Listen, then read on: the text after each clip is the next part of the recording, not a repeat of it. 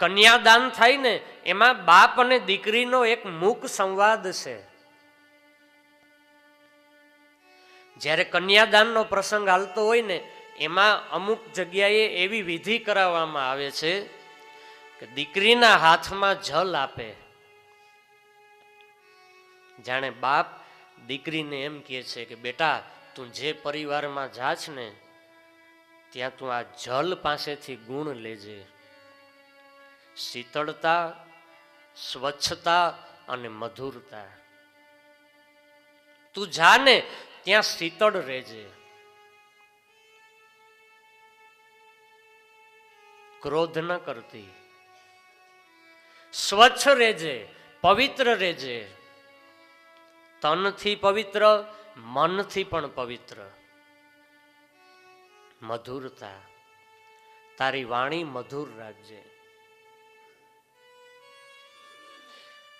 પછી એના હાથમાં અક્ષત મૂકે, ચોખા.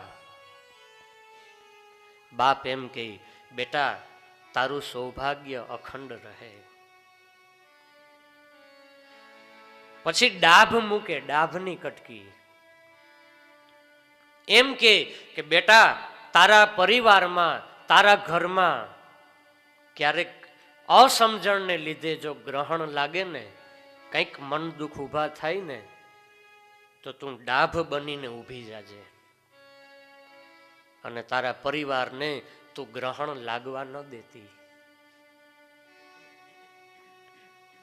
આ બાપ અને દીકરીનો એક મૂક સંવાદ છે.